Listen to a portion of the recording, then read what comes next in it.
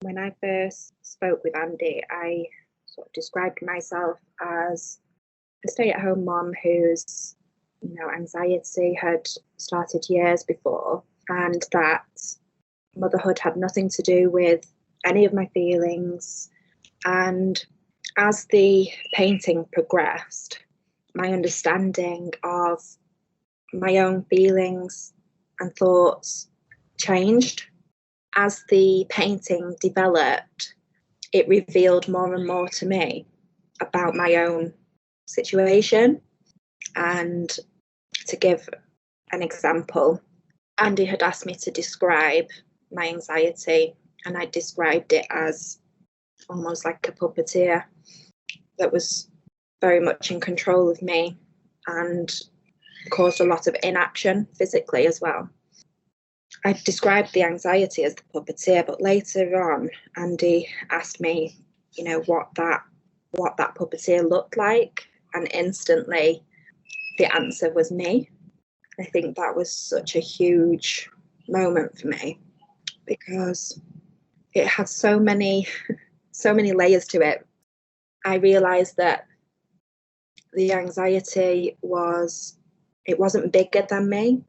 I was bigger than the anxiety, but that still meant that I was in control of things that were happening with me, both good and bad, and it caused a lot of discomfort and uneasy feelings in the first instance.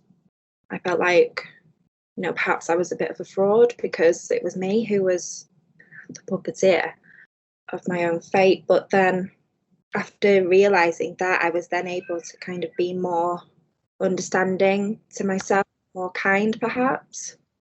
I could start to turn things around, start to try to change what the puppeteer was doing as such.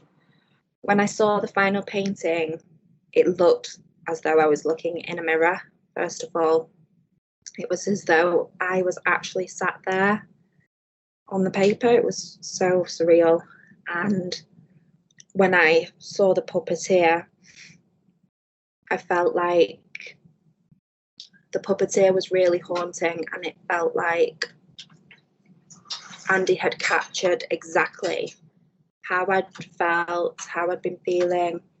It perfectly described my feelings at the beginning,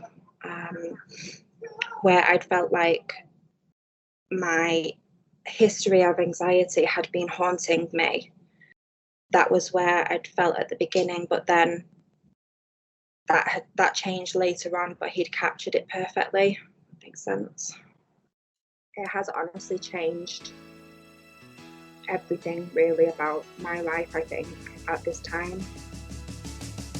Trusting some people to talk to would be one. I'd felt like I didn't have anybody to talk to before that. Even having the belief, which I did do from the beginning with Andy, but having the belief that beauty still lies within darkness. Also, being able to share some thoughts and feelings with others, that I don't have to bottle everything up. I shouldn't be ashamed of that. It's not something to be shameful of.